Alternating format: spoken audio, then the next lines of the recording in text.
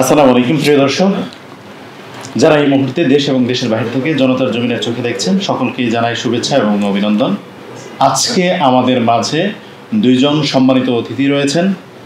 আমার বাম পাশে রয়েছেন জনাব মোস্তাফিজুর রহমান ইরান, বাংলাদেশ লেবার পার্টির সম্মানিত চেয়ারম্যান, এবং আমার ডান পাশে রয়েছেন বাংলাদেশ জাতীয় পার্টির সম্মানিত চেয়ারম্যান ডিএম কাদেরের উপদেষ্টা মাহমুদুর রহমান মাহমুদ। প্রিয় দর্শক, আজকে আমরা যে বিষয়ে আলোচনার জন্য দুইজন সম্মানিত অতিথিকে আমাদের স্টুডিওতে আমন্ত্রণ জানিয়েছি, নির্বাচনের ট্রেন আর কতদূর, গণহত্যার বিচার রাজনীতিতে নির্বাচন কি মূল সমাধান কিনা, যেখানে গণহত্যার বিচার হয়নি, ফ্যাসিস্টের বিচার হয়নি, দীর্ঘ 17 বছরের শাসনামলে যে নির্যাতন, নিপীড়ন, দুর্নীতি হয়েছে, কোনো কিছুর বিচার না হয়ে, সংস্কার না হয়ে ফেব্রুয়ারিতেই নির্বাচন, এটাই কি মূল সমাধান কিনা।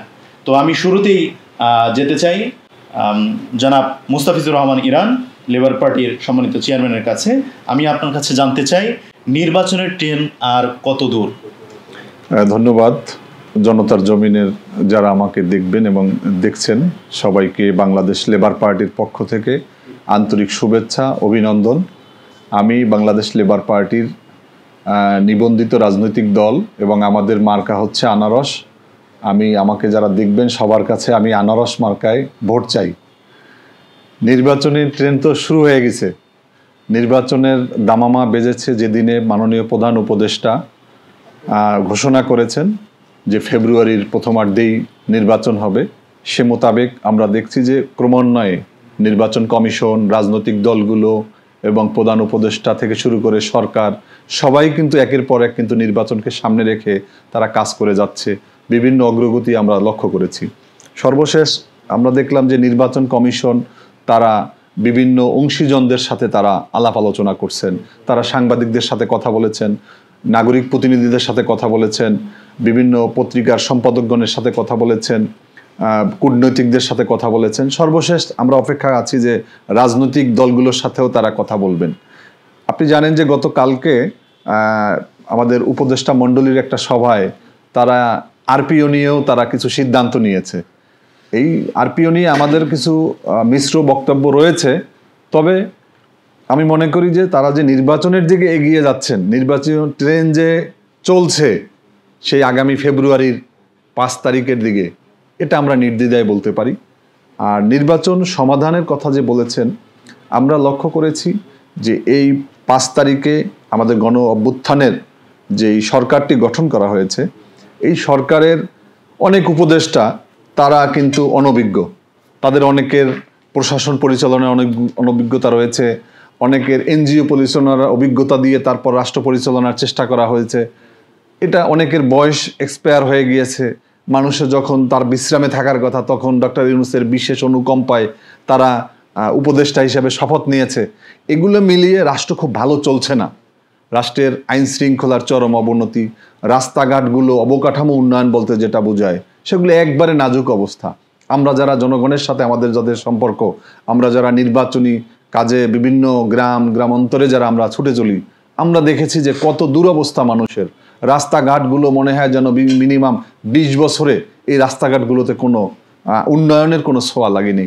এবং আইন শৃঙ্খলার অবস্থায় এখনও আমাদের থানাগুলো যথাযথভাবে কার্যকর ভূমিকা পালন করতে পারছে না। পুলিশ তারা একটা অভিযোগ গ্রহণের ক্ষেত্রে আগের ট্রেন্ড আর বর্তমান ট্রেন্ডের অনেক ব্যবধান লক্ষ্য করা যায়। আইন শৃঙ্খলার চরম অবনতিতে আমরা মনে করি যে একটা জনগণের প্রতিনিধিত্বশীল যদি সরকার যতক্ষণ না আসবে ততক্ষণ পর্যন্ত এটা কোনোভাবে এর সমাধান কোনো কিছুই না। এটার বিকল্প, নির্বাচনের বিকল্পও হচ্ছে নির্বাচন। এজন্য আমরা মনে করি যে এটা সুষ্ঠু, গ্রহণযোগ্য এবং বিশেষ করে যারা এই ফ্যাসিবাদের বিরুদ্ধে তাদেরকে নিয়ে নির্বাচনে আমাদের অংশ নিতে হবে। আমরা জানি যে বিগত সরকারের সময় যারা এই আওয়ামী লীগকে ফ্যাসিবাদ হতে সহযোগিতা করেছে, ফ্যাসিস্ট হতে যারা সহযোগিতা করেছে, তাদেরকে নির্বাচনে নেওয়ার কোনো সুযোগ নেই। এজন্য আমরা বারবার একটা কথা বলি যে আওয়ামী লীগের যেমন কার্যক্রম স্থগিত করা হয়েছে, এজন্য আরও যারা এই গণহত্যার সাথে জড়িত আছে, যারা তাদেরকে উদ্বুদ্ধ করেছে, যারা তাদেরকে রাজনৈতিক সহযোগিতা করেছে, রাজনৈতিক সাপোর্ট দিয়ে তাদেরকে এগিয়ে যেতে সহযোগিতা করেছে, তাদেরকেও বিচারের মুখোমুখি করতে হবে। এবং এই বিচারের কথা যে আপনি বলেছেন, বিচার তো চলছে। আমরা শুনেছি যে এই নভেম্বরের প্রথম দিকেই হয়তো একটা রায় আমরা পাবো, হ্যাঁ, দৃশ্যমান একটা বিচার। তো মনে করেন কোনো এটা মব জাস্টিস তো আমরা প্রত্যাশা করি না। আমরা তো চাই না যে এর আগের সরকার যেভাবে মানুষকে ধরে ধরে নিয়ে বিচারের নামে অবিচার করেছে, ফাঁসিতে ঝুলিয়ে দিয়েছে, এমন বিচার আমরা চাই না। আমরা কিন্তু তার বিপরীতে অনেক কিছুই দেখেছি। সাবের হোসেন চৌধুরী সহ প্রায় 30,000-এর মতো আওয়ামী লীগের যাদের বিভিন্ন পোস্টের গ্রেপ্তার করা হয়েছিল, প্রায় 30,000-এর মতো যাদের জামিন হয়েছে, গণমাধ্যমে উঠে এসেছে। তো এই বিষয়টা আপনি কিভাবে দেখেন যে বিচার হচ্ছে কিন্তু বিচারের জায়গায় জামিন হয়ে যাচ্ছে যাদের বিরুদ্ধে অভিযোগ আছে? আপনি ভালো বলছেন, কিন্তু এক নম্বর হচ্ছে যে এটা একটা আইনি ব্যাপার। একজন আসামিকে মামলায় তাকে নাম দেওয়া হয়েছে, সে তাকে বিচারের আওতায় নেয়ার জন্য অনেকগুলো কাজ থাকে। সেখানে দেখা গেছে যে অনেকগুলো মামলাতে গলদ রয়েছে, যথাযথভাবে মামলা উপস্থাপন করা হয়নি, সাক্ষী উপস্থাপন করা হয়নি, এরকম অনেক কারণে। এবং আমি গতকালকে একটা আশ্চর্য একটা নিউজ দেখেছি, এটা মিডিয়ার কেন এইভাবে করে। আগাম জামিন মানে তো জামিন না। আগাম জামিন মানে তাকে মূলত 3 সপ্তাহ বা 4 সপ্তাহের জন্য একটু জামিন দিয়েছে, তাকে নিম্ন আদালতে স্যালেন্ডার হতে হবে। এটাকেও যদি হিসাবের খাতায় নিয়ে আসে তাহলে এটা তো সঠিক তথ্য হলো না। আমার বক্তব্য হচ্ছে যে মামলাগুলো আমি মনে করি যে আরও তথ্য উপত্য নিয়ে সঠিক ব্যক্তিদেরকে তারপরে মামলায় আসামি করতে হবে, এবং আসামির নামে যেই মামলা বাণিজ্য যারা করেছে তাদেরকে শনাক্ত করে তারপর তাদেরকেও গ্রেপ্তার করতে হবে। কারণ আমরা দেখেছি 5 তারিখের পরে অনেক আইনজীবী, অনেক দলীয় নেতাকর্মী, অনেক সরকারি আইনশৃঙ্খলা বাহিনীর লোক, তাদের যোগ সাজসে নিরীহ মানুষদেরকেও হয়রানি করা হয়েছে, তাদেরকে মামলায় ফাঁসানো হয়েছে।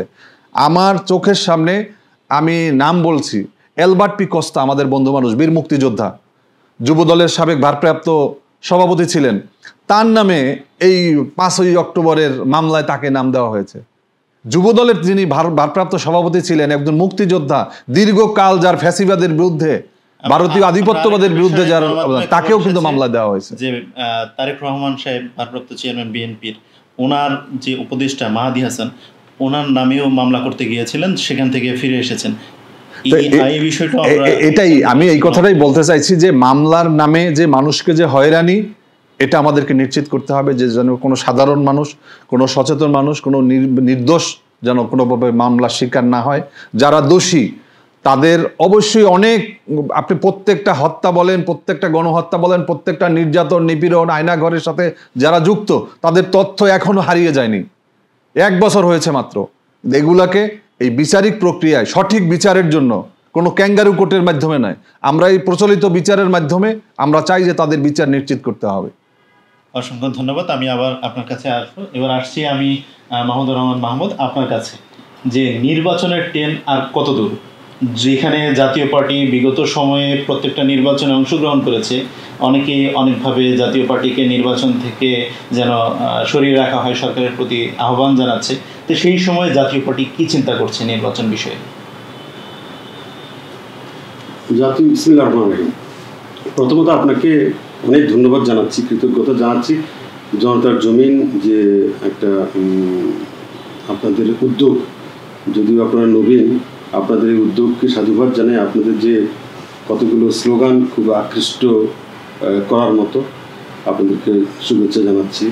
আর আমার সহ আলোচক একজন ভেটারান রাজনীতিবিদ, খুবই একটা প্রথিতযশা একটা রাজনৈতিক দলের উনি প্রধান, বাংলাদেশে লেবার পার্টি প্রধান। আমি ওনাকে এমনিতেই চিনি না, বাট ওনার সাথে আমি কানেক্টেড বিভিন্নভাবে। আমি ওনাকে শুনি, জানি, বোঝার চেষ্টা করি, এবং উনি আমার একদম পছন্দের হল। ওনাকেও ধন্যবাদ জানাচ্ছি।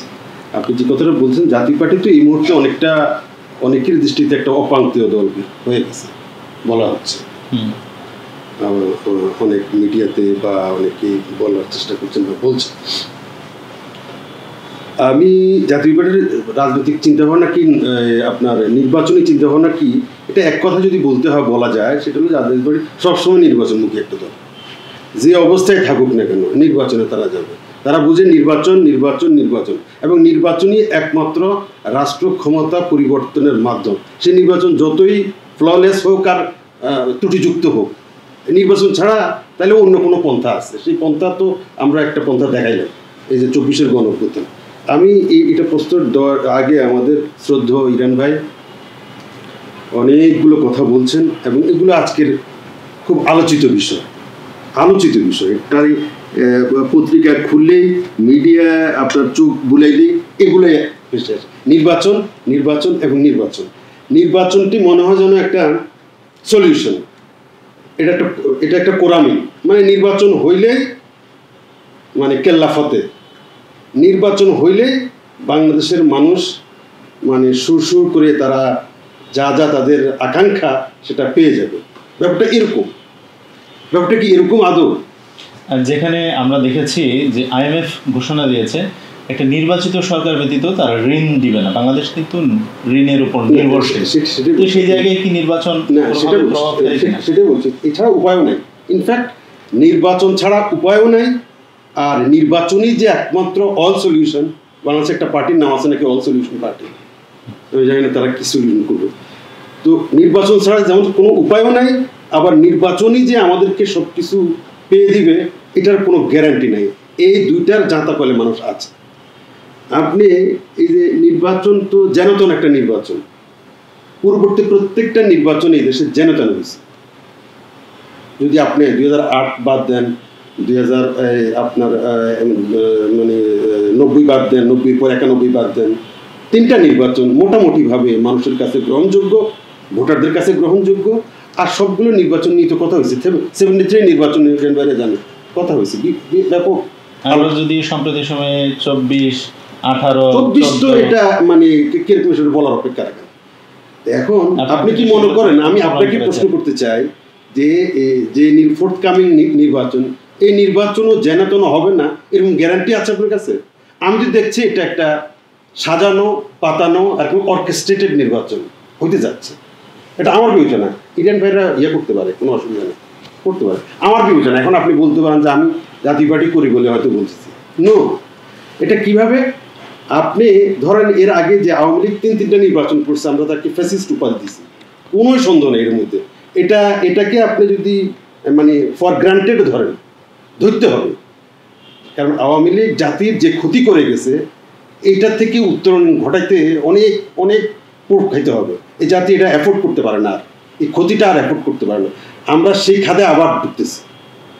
আপনি যখন 24-এর গণঅভ্যুত্থানের পরে আর যে ইরান ভাইরা যে কথাটা বলছেন, আজকে আপনি প্রচলিত নিয়মে বিচার করতে হবে, তাহলে আপনাকে মানে যুগ যুগ ধরে অপেক্ষা করতে হবে।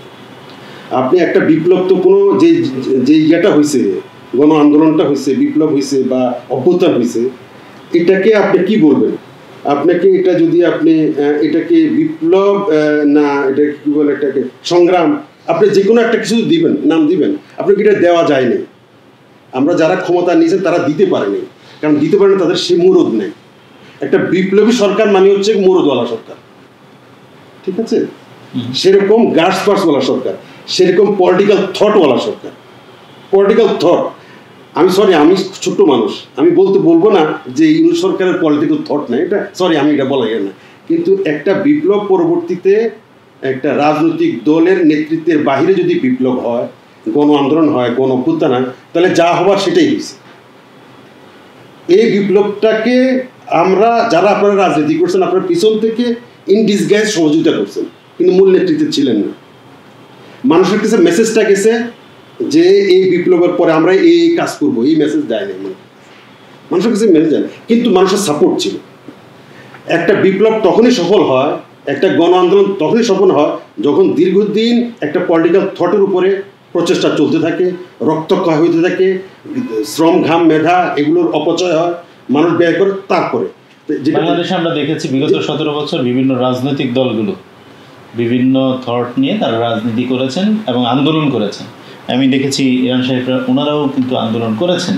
তো সেই ক্ষেত্রে শুধু 24-এ গণ অভ্যুত্থান বৈষম্য বিরোধী হয়েছে এমনটা কি বলা যাবে, নাকি না সামগ্রিক সকল অধিকারের ভিত্তিতেই আন্দোলনটা হয়েছে?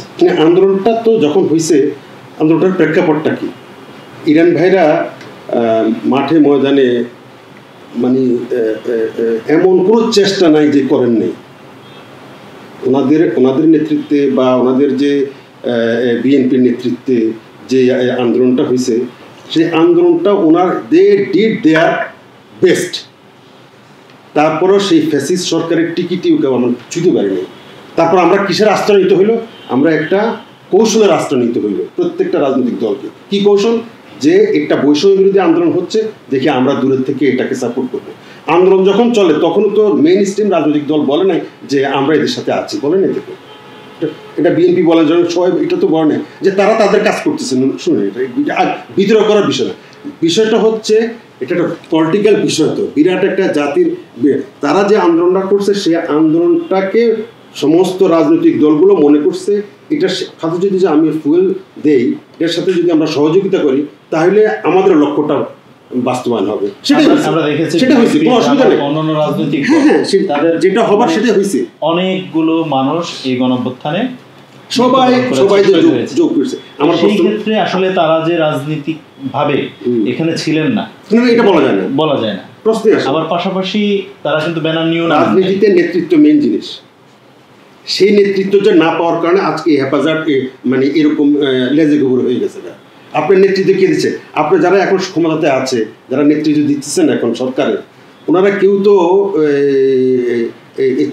চেতনা বলেন, চেতনা তো বললাম আমি আকাঙ্ক্ষা, যে গণ অভ্যুত্থানের যে আকাঙ্ক্ষাটা টাচ করিও দেখেন কখনো। এখন এই মুহূর্তে এখন আপনি বলতে পারেন বিড়াল কালো ধরার দরকার নাই, বিড়াল ইঁদুর মারলেও ইঁদুর মারতে পারেন নাই। এখন কি ফেব্রুয়ারিতে নির্বাচন মানে এবার আসে আপনার সে কথা, নাকি নির্বাচন আরো আগে প্রয়োজন ছিল? না, নির্বাচন 3 মাসের মধ্যে দরকার ছিল। 3 মাসে? হ্যাঁ, কিন্তু না, ওনারা উদ্দেশ্যহীন চলেছে। ওনারা একটা বিপ্লবী সরকার করে যদি জনগণের আশা-আকাঙ্ক্ষাকে এবং বিপ্লবীদের চেতনাকে ধারণ করে চলতে পারতেন, তাহলে এদেশের মানুষ এদেরকেই চাইতো, এই দলটাকেই চাইতো। এই এনসিপি, যে এনসিপিকে নিয়ে আপনারা কথা বলছেন, অনেকে কথা বলছে, এদের প্রতি ওনাদের সবার দরদ আছে, মায়া আছে, মহব্বত আছে। এরা একটা বিরাট কাজ করছে, জাতিকে একটা খাদের থেকে উঠে আনছে। ওদের কাজ তো ওরা করে দিছে, ওদের কাজ দোষাবেন কেমন? ওরা কি সব করে দিতে পারবে? ব্যর্থতা হয়েছে আমরা সিনিয়ররা, আমরা যারা রাজনীতি নিয়ে করছে, আমরা তো তাদেরকে গাইড করতে পারি। ঐক্যবদ্ধ করেছে, জাতিকে ঐক্যবদ্ধ করছে, করে একটা বিপ্লব ঘটাইছে এবং একটা ফ্যাসিবাদকে উৎখাত করেছে। তাদের মেইন কাজ যেটা, এটা করিবেন ছাত্ররা। এর পরবর্তী জাতি গঠন এবং জাতিকে একটা ঐক্যমতের ভিত্তিতে একটা দিশে নিয়ে যাওয়া, সেটাতে আমরা ব্যর্থ করি না। আমি মূল কথা তো চলে আসছে নির্বাচন। এখন সব বাদ দেন, সব থুকু, নির্বাচন হইলে সব সমাধান। ওকে, আমি যেটা দেখছি, আমি আমার মোটামুটি দীর্ঘ রাজনৈতিক জীবনের অভিজ্ঞতার আলোকে এই নির্বাচনে জাতি আরেকটা, এই নির্বাচনের মধ্য দিয়ে এবং এমনকি জুলাই সনদের মধ্য দিয়ে হইল, জাতি আরেকটা বিষ বৃক্ষ রচনা করতে যাচ্ছে। কারণ আপনি যে কারণে শেখ হাসিনাকে হটাইছেন, একই কারণে যেটা উনিও বলতেছিলেন যে অসংখ্য মামলা হচ্ছে, মামলা দিয়ে উপায় নেই। আপনি যখন 24-এর গণ অভ্যুত্থানের পরপর মামলা দিয়ে এদেরকে যদি সবাইকে শুট করে মারি ফেলতেন, সে এটা তাহলে জাতি কিছু বলতো না। আপনি সেটা তো করেন না। আপনি রিকনসিলিয়েশনের পথে গেছেন না, আপনি রিকনসিলিয়েশন করতেছেন না, আপনি বিপ্লবী হচ্ছেন না, বিপ্লবী না প্রেমিক। সমাধানটা কি? সমাধান এখন খুব গোলাটে হয়ে গেছে। এখন সমাধান একটাই, একটা নির্বাচন হয়ে যায়। কিন্তু সেই নির্বাচনের পরে দেশে এবং দেশের বাহিরে ফ্যাসিস্ট সরকার যে অভিযোগে অভিযুক্ত হইতো, এটার থেকে পরিত্রাণ পাবে না। লক্ষণ সেটা নয়। কারণ আপনি কি করলেন? আপনি দেশের প্রায়, আপনি যদি বলেন এখনো মানে 1/3 মানুষকে বা 2/3 মানুষকে বাইরে রেখে নির্বাচনটা করছে। ধন্যবাদ। আমি আবার আপনার কাছে আসব। আমি আপনার কাছে আসছি জনাব মোস্তাফিজুর রহমান ইরান। নির্বাচন তো ফেব্রুয়ারিতে হচ্ছে, প্রধান উপদেষ্টা বারংবার ঘোষণা দিচ্ছে। এখন কি নির্বাচনই সব শেষ সমাধান, নাকি ভিন্ন কোনো চিত্র রাজনৈতিকভাবে চিন্তা করতে হবে? ধন্যবাদ।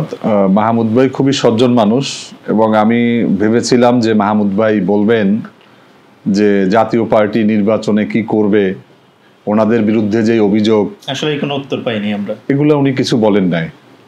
ওনাদেরকে কিছু ওনারাও বলেন না, আর আমরা কিছু বললে ওনারা সঠিক জবাবও দেন না, সব কথাও বলেন না। ওনারা কি অস্বীকার করতে পারবে যে বিগত 17 বছরে বাংলাদেশে যত গণহত্যা হয়েছে এর দায় ওনাদের নেই? ওনারা কি বলতে পারবে যে খুনি হাসিনা যে নির্বিচারে মানুষদেরকে পাখির মতো গুলি করে হত্যা করেছে, তখন তারা এর প্রতিবাদ করেছে? কিছুই করেননি। ওনারা কি করেছেন? ওনারা সর্বশেষ 2024 সালে যে নির্বাচন হলো, নির্বাচন হওয়ার আগে ওনাদের নেতা GM কাদের উনি চলে গেলেন ভারতে। ভারতের থেকে আসলেন, বললেন, স্টেটমেন্ট দিলেন, আমার কাছে এখন আমি দেখাতে পারবো। আপনারা যে কেউ 21 টিভির সবগুলো টিভি চ্যানেলের বক্তব্য পাবেন, আপনারা দেখে নেবেন। তিনি বললেন যে আমার সাথে তাদের সাথে কথা হয়েছে, কি কথা হয়েছে তা আমি বলতে পারবো না, ওনারা আমাকে বলতে মানা করেছেন। এটা একটা বাংলাদেশের রাজনৈতিক দলের প্রধানের বক্তব্য হতে পারে? একটা বাংলাদেশ, একটা স্বাধীন বাংলাদেশ, 1971 সালে এই ভূখণ্ডকে রক্ত দিয়ে তারপর আমরা স্বাধীন করেছি।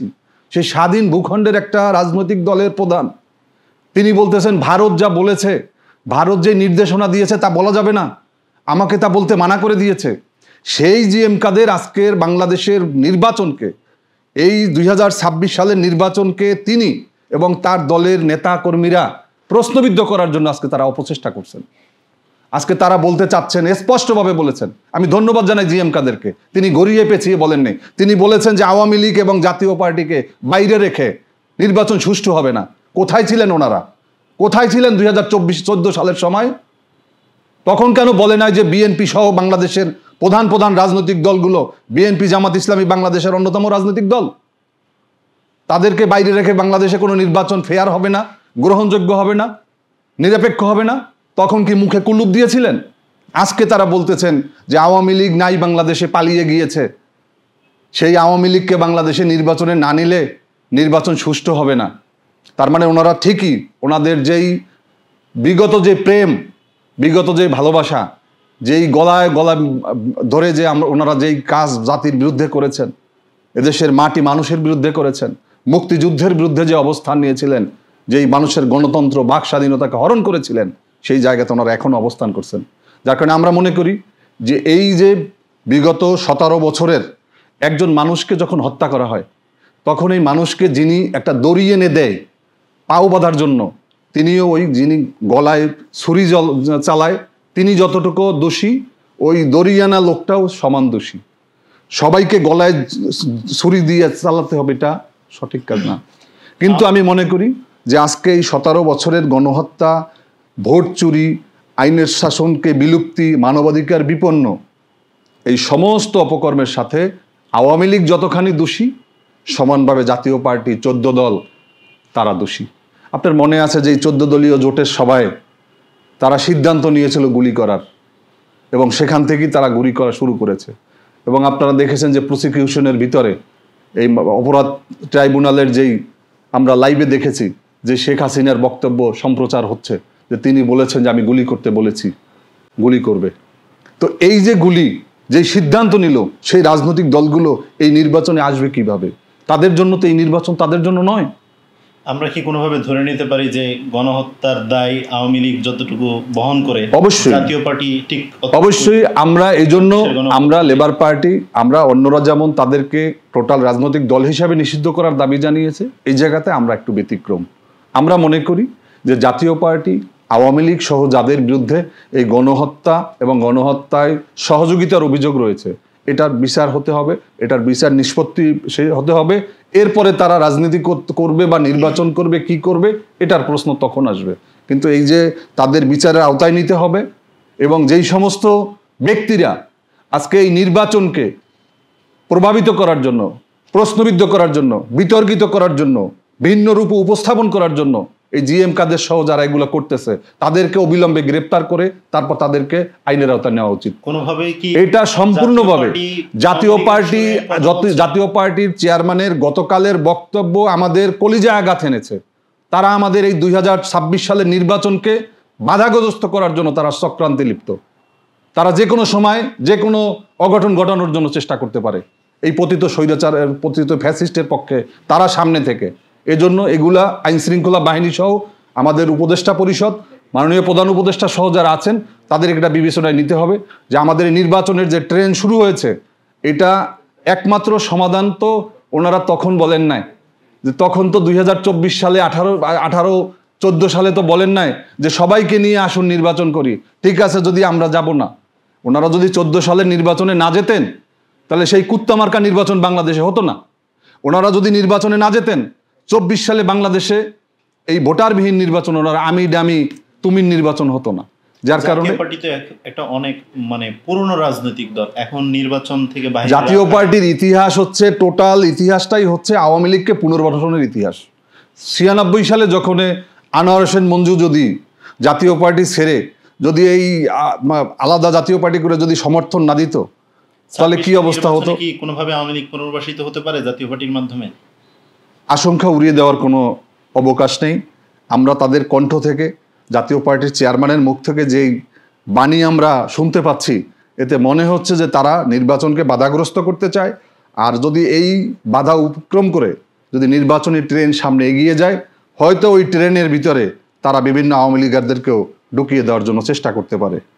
এখন আপনারা কি মানে জাতীয় পার্টিকে নির্বাচনের ট্রেনে চান, নাকি নির্বাচনের ট্রেন থেকেই? আমরা এখানে চাওয়া না চাওয়ার, আমি একটা রাজনৈতিক দল করি, আমি একটা রাজনৈতিক দলকে তো আমি টোটাল নিষিদ্ধ করতে পারি না। আমিও তো নিষিদ্ধ ছিলাম। লেবার পার্টি বাংলাদেশে নিষিদ্ধ ছিল।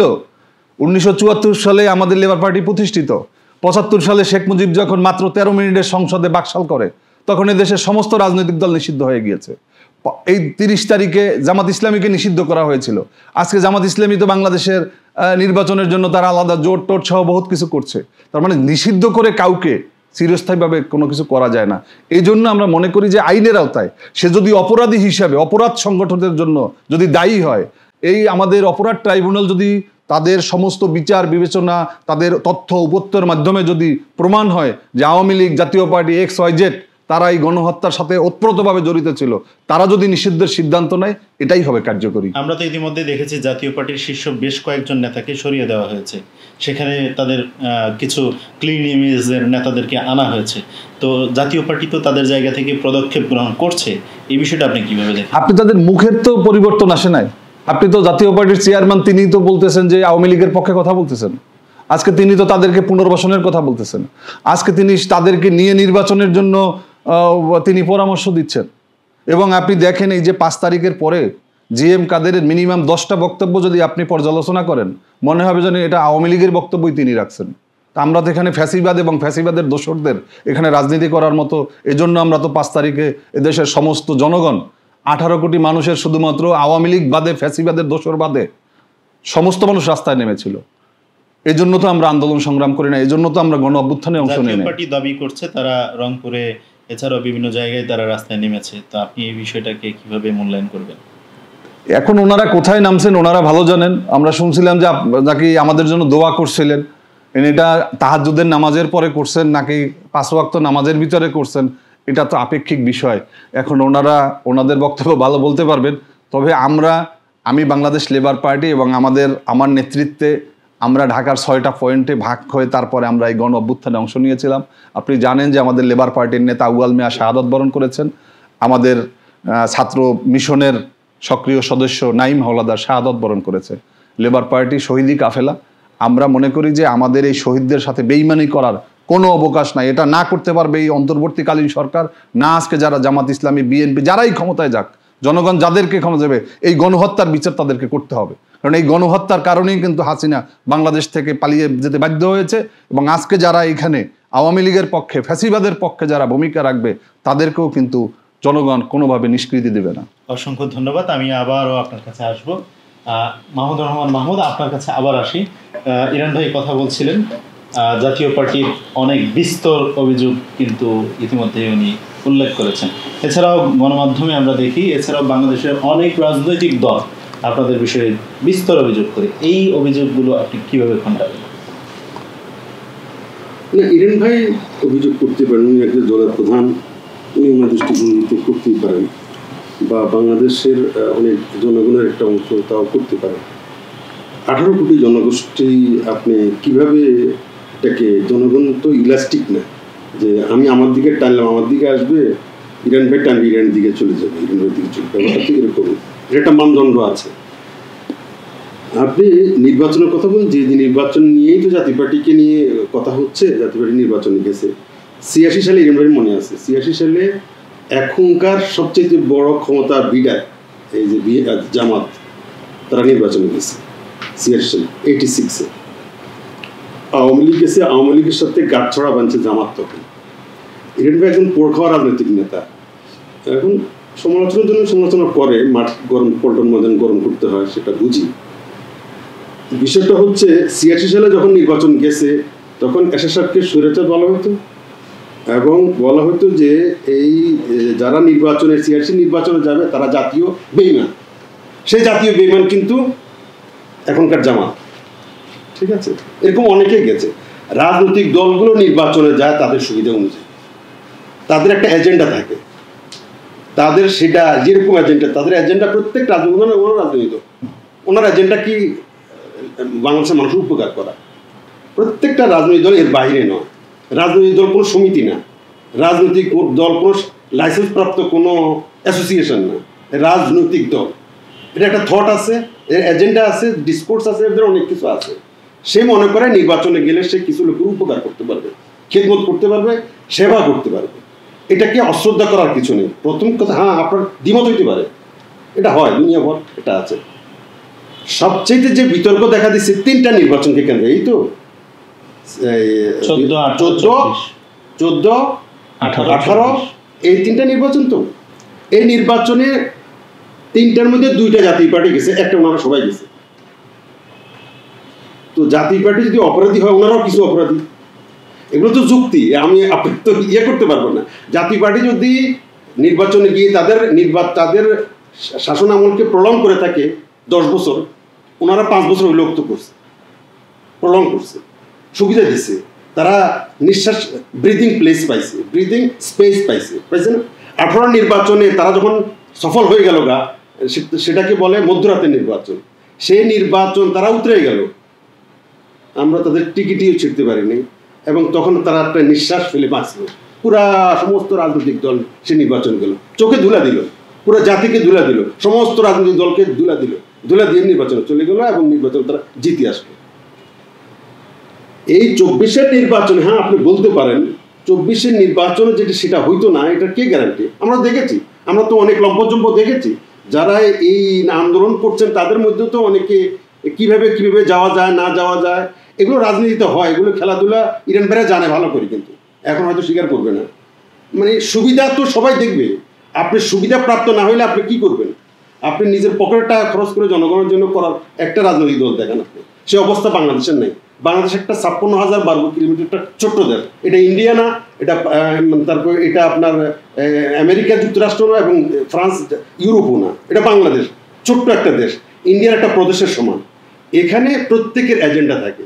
এমপি মন্ত্রী হতে যায়, উনি এমপি না হইতে পারলে ওনার এলাকার লোকের কোনো কাজ করতে পারবে না। উনি নিজের পকেট থেকে কত দিবে? সম্ভব? দিদি তো বয়স সন্ধিক্ষণে চলে আসছে, নিজের পকেট থেকে একটা দল চালানো মানে কি জানেন, একটা হাতি পোষা। উনি বুঝেন এটা। এখন না বুঝে যদি এগুলো করেন, যদি সমালোচনা করেন অন্ধভাবে, সেটা অন্য কথা।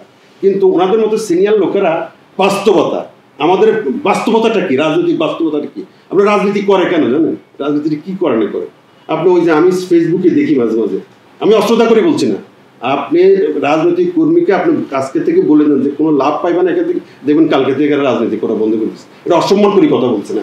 আমাদের রাজনীতিটাকে গণতন্ত্রের নামে এরকমভাবে মানে এখন বেশি গণতন্ত্রায়ন করে ফেলছে। আর কিছু গণতন্ত্র না হোক, এখানে গণতন্ত্র আসছে, কোনো সন্দেহ নেই। মানুষের জীবন এবং জীবিকাকে পুঁজি করে কিছু করা যাক, আমি সেই বিতর্কে যাব না। আমি যেটা বলতে চাই, আমরা গণমাধ্যমে দেখেছি, সোশ্যাল মিডিয়া ভাইরাল হয়েছে, আপনাদের বেশ কিছু ক্যান্ডিডেট নির্বাচনের সময় ওনাদের পোস্টারে লেখা হয়েছে আওয়ামী লীগের মনোনীত, এরকম শব্দ ব্যবহার করা, মহাসচিব সহ এই ধরনের বিষয়গুলো। জামাত ইসলামের প্রধান শফিক সাহেব ডাক্তার, ওনার পোস্টারে লেখা ছিল ধানের শীষ, সিম্বল ছিল, তো ধানের শীষে নির্বাচন করেছে, বিএনপি মনোনীত লেখা হয়। এটা জোটের দল হিসেবে ব্যবহার করতে পারে, আপনি নিতে পারতেন, পাল্লা নিতে পারতেন। পাল্লা নিবে কিভাবে? তার দল তো আওয়ামী লীগ, তো ম্যান্ডেটরি ছিল না, তাদের তো নিবন্ধন ক্যান্সেল করছিল না, তারা ছিল না।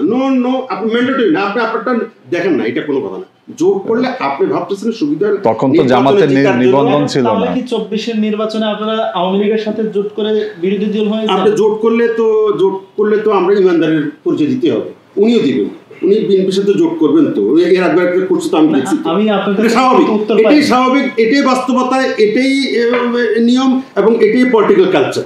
24-এর নির্বাচনে আপনাদের পোস্টারে লেখা থাকলো আওয়ামী লীগের মনোনীত জাতীয় পার্টির প্রার্থী, আপনারা বললেন যে এটাই মানে সিস্টেম প্রক্রিয়া, তাহলে আপনারা আবার বিরোধী দলের ভূমিকায় আসলেন। নির্বাচনে এলাই করছেন তো, নির্বাচনে এলাই, এটা জোট না। কিন্তু আমাদের যেটা হয়েছে, দেখেন আমি এটা মজার কথা উঠেছেন আপনি, আমরা যে পদ্ধতিতে নির্বাচন করছি, প্রত্যেকটা নির্বাচনে আমরা আলাদা সিম্বল ইউজ করছি, জাতীয় পার্টির লাঙ্গল। আমরা কিন্তু মার্চ হয়ে যাই নাই অন্য মানে নৌকার মধ্যে, আমাদের সেপারেট এন্টিটি ছিল, সেপারেট বক্তব্য ছিল, আমাদের এরশাদ ছিল, পল্লী বন্ধু ছিল, 68,000 গ্রাম বাসলে বাংলাদেশ ছিল না, ইরেন ভাই শুনেন না, সব কিছু আলাদা ছিল, আমাদের বক্তব্য ছিল, এজেন্ট সব কিছু আলাদা আলাদা ছিল, কিন্তু আমরা এলাই করছি, সমঝোতা করছি, তো সেটা অপরাধ হয়েছে। আর এখন এই পূর্ব নির্বাচনটা, আগামী নির্বাচন যেটা হবে, সমস্ত সমঝোতার মধ্যে হচ্ছে।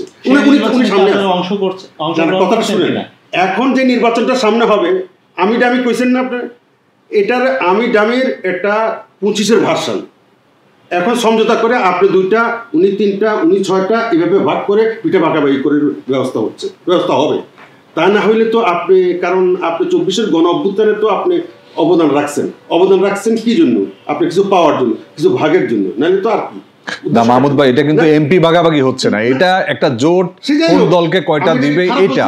কিন্তু আপনাদেরকে যেভাবে ভাগ করে দিছিল বানরের পিঠা ভাগের মতো, ওভাবে তো আমাদের হচ্ছে না। আমি এটাকে খারাপ বলছি না, this is our culture.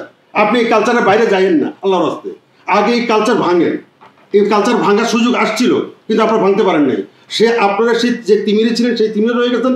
Traditional যে পদ্ধতি, আপনারা 24-এর গণ অভ্যুত্থানের ছাত্ররা, এই ছেলেগুলোর কি জবাব দিবেন আপনারা? আপনি বলছেন না কোথায় বিচার, কি বলছেন, আমি দেখাচ্ছি আপনাকে। বিচার তো চলছে, বিচার তো থেমে নেই। আপনি বিচার 3 মাসে বিচার সম্ভব কিসের? আপনি ফ্যাসিবাদের বিচার তো কিসের প্রচলিত নিয়মে হবে? আমরা তো জাতীয় পার্টির মৌলিক জায়গাতে দেখি নাই, কিন্তু জাতীয় পার্টি বিচার দাবি করছে। আমি দাবি করার বিষয় না, ক্ষমতা আপনার, আপনি লটকায় ফেলান না। না, কিন্তু আপনি 3 মাসের বিচারের কথা বলছেন, আমরা তো 1 বছর যাবত করতেছি, তারপর তো আমরা স্বচ্ছতা নিব। আমরা বারবার আমাদের কথা শুনে কে? আমরা জাতীয় পার্টি এমন একটা দল, যে দল এই ফ্যাসিবাদ বিরোধী যে আন্দোলন, বৈষম্য বিরোধী আন্দোলন যে সূচনা করছে, প্রথম ঝুঁকি নিয়ে এই প্রধানমন্ত্রীর সামনে দিলেন, যে প্রধানমন্ত্রীর মানে হুঙ্কারে মানে সমস্ত রাজনৈতিক দল কম্পমান ছিল, মানে পলাই চলে গেছে অনেকে। সরি, আমি এটা বলতে কোনো ইয়ে নাই, বাস্তবতা তো এগুলো।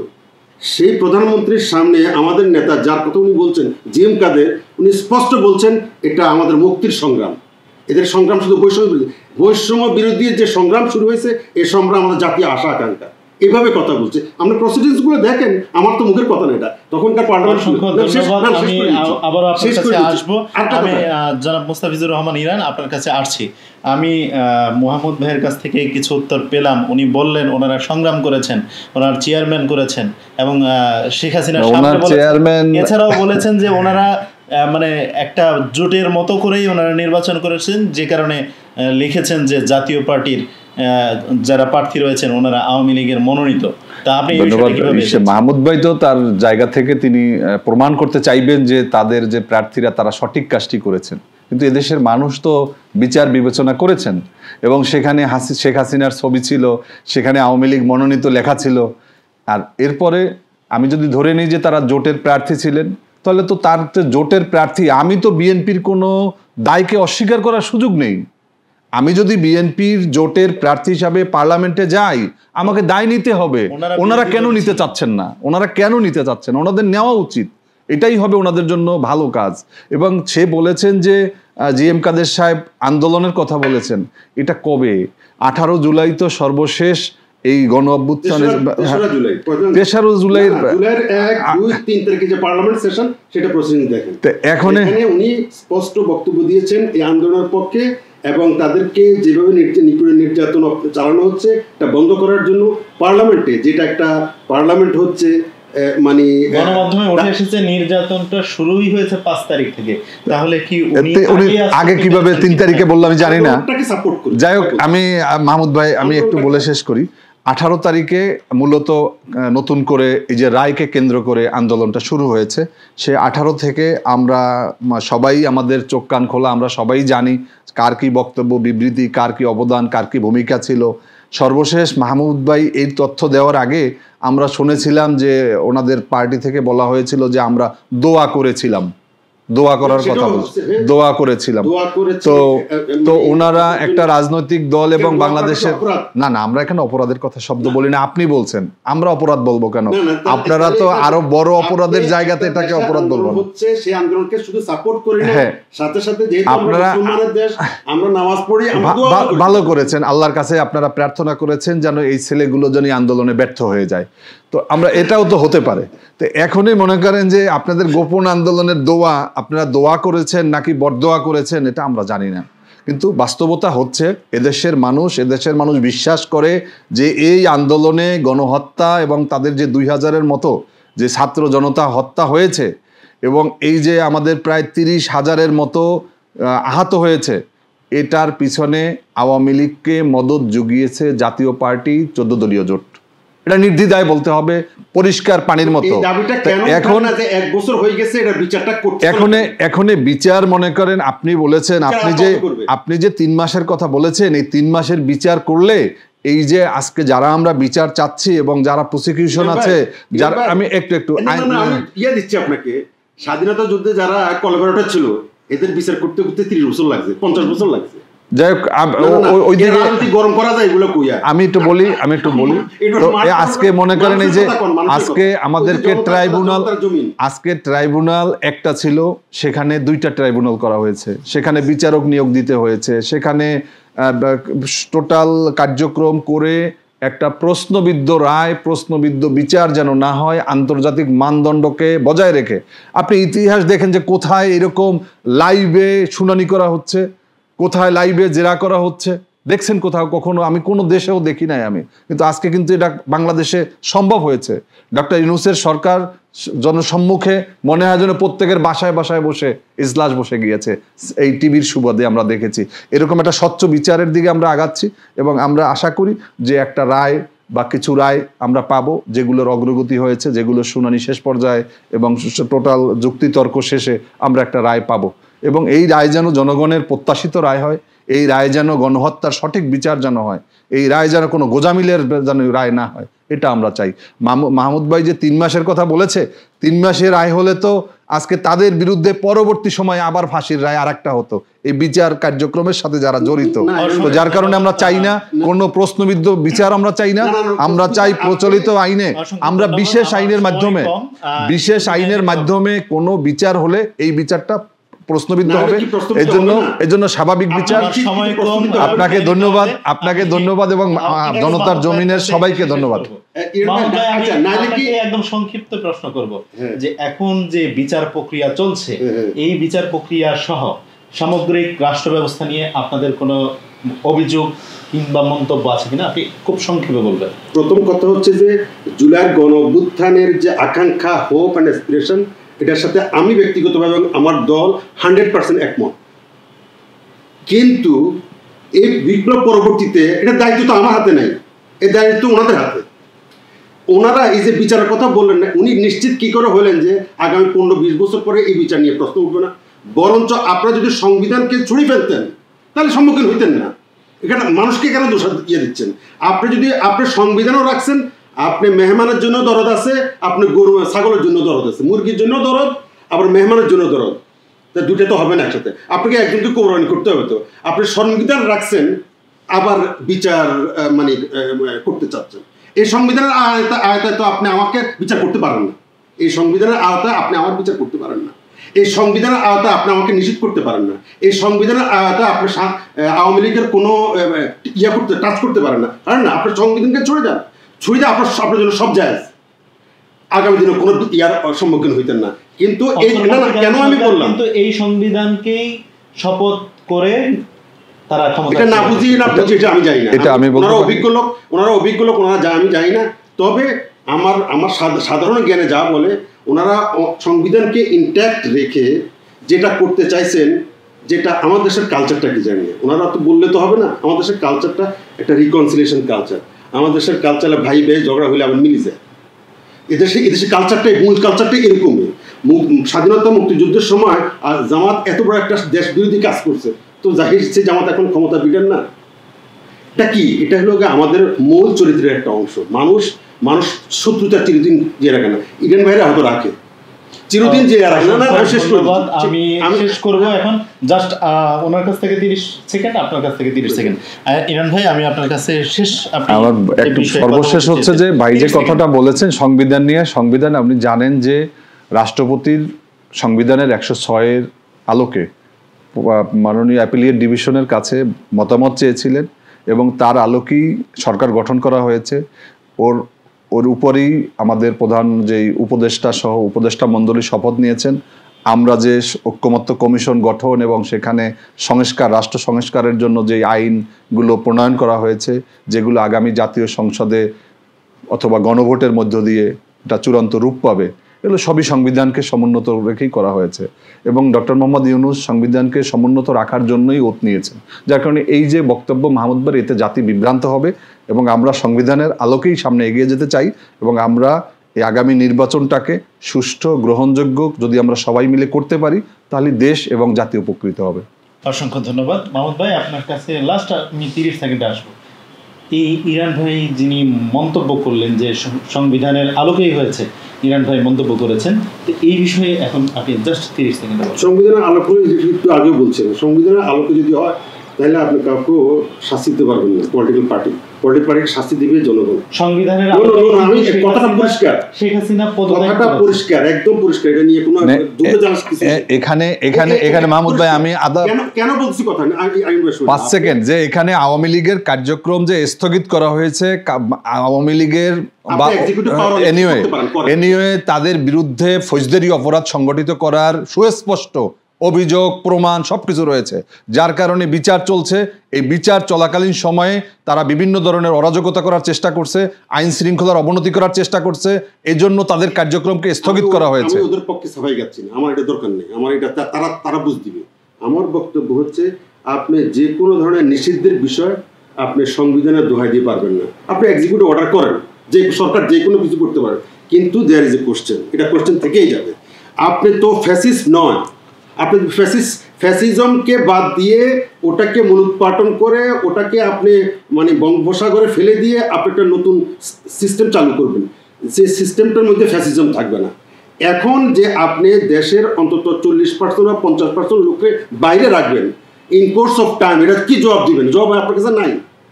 আপনি হয়তো, আমি হয়তো থাকবো না, উনি হয়তো থাকবে না, কিন্তু এটা জেনারেশন নিবে, এটার জেনারেশন। যেমন নাকি এই জামাতের এটা জেয়ার নিচ্ছে না, আজকে 70-র পরে যে ছেলে জন্মগ্রহণ করছে সে রাজাকার হয় কি করে? আমি আজকে ক্ষমা চেয়েছি না, এই তো কেন এত বছর পরে ইয়ে হইলো, ঠিক ব্যাপারটা তাই। এই যে আমরা প্রত্যেকটা ইতিহাসের বাঁকে বাঁকে একটা ক্ষতচিহ্ন রেখে যাচ্ছি, এই ক্ষতচিহ্ন রেখে এখন হয়তো পার পেয়ে গেলাম আমরা, কিন্তু আপনাদের দুইজনকেই অসংখ্য ধন্যবাদ। প্রিয় দর্শক, যারা দীর্ঘ সময় আমাদের সাথে থেকেছেন, জনতার জমিনের চোখে দেখেছেন, সকলকে ধন্যবাদ জানিয়ে শেষ করছি। আসসালামু আলাইকুম। ধন্যবাদ।